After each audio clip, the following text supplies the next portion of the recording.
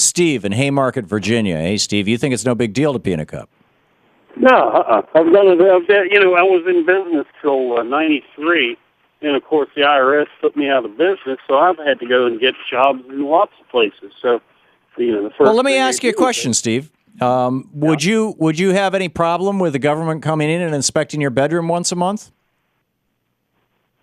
Well, that's not a relevant question, but at any rate... Well, your bedroom is less intimate than your body? Well, the point is that you have to know, with being in business, I actually know what I'm talking about. That, you do have a responsibility. I had a loader that would go 40 miles an hour, and if the operator of that loader ran off and killed a bunch of people, I would be responsible for it. You're not able to determine impairment by pretty much looking at somebody, by interacting with people? I mean, to me, it's... I had... Look, you just don't... I had 35 people working for me. I was furnishing 100% health care. In a lot of cases, I was paying the payments on their trucks. So, if you're concerned... Steve, but seriously, Steve, if you're concerned about impairment...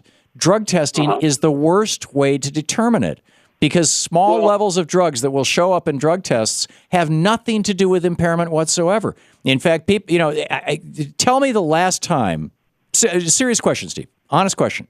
Tell me the last time you saw a news story about some guy who drove into the wrong lane of the highway, going the wrong way on the highway, plowed into a car and killed a family of 5 because he was high on pot. Well, it just happened here recently in Prince William County. They killed 3 nuns. No, it ain't never happened. It happened. No, it happens with alcohol. In fact, in the states where medical marijuana becomes legal, what you see is a decrease in traffic accidents. Why is that? Because the people who are using medical marijuana were typically before using alcohol, and so the impairment thresholds are different. And how was Rush Limbaugh able to do his radio show and nobody realized he was high when he was taking 200-300 milligrams of OxyContin, enough to kill 5 people? Because over time he gradually built up a tolerance. If you've got truck drivers, you've got people using equipment.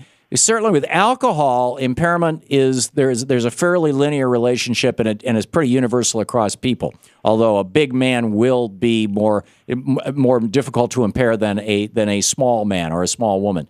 But simply because of liver size and things like that. But I had a guy work for me that ran a dozer, and he'd come in every morning with a case of Miller. And he couldn't grade anything until about the middle of the day, drink a 6-pack, and then he'd grade like crazy. It actually enhanced his ability to do his job. So you're making a strong argument against drug testing and in favor of an objective, that is, you looking at them, interacting with them, determining how they perform, an objective analysis of someone's behavior. I can see where, as the owner of a business, particularly if they're operating heavy or dangerous equipment, if you see somebody can't walk a straight line, can't speak a sentence without slurring their words, then the first thing you want to do is find out why. And if it's alcohol or if it's OxyContin, you want to know. Because that puts you and puts everybody else at risk, and you have legal liabilities. But somebody who the day before or the week before had smoked a joint, because pot stays in your bloodstream for months, for weeks anyway, I guess. It can be detected. I don't represent myself as an expert on this. 6 months, somebody said? It's kind of unnecessary, because if 30 days. Free market principles to control drugs, it would be over in a year. In other words, legalize it. In other words, legalize them.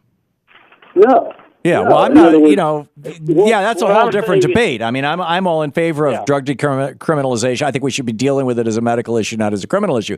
But my point is that my 2 points are, one, if you're using drug testing to determine impairment, that's a dumb way to do it.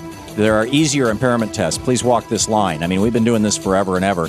And secondly, that, if you don't want, if you're so, happy to pee in a cup, if you think that's no big deal, what's the next step? If you want the government analyzing your body fluids, do you have a problem with the government coming into your bedroom and checking things out?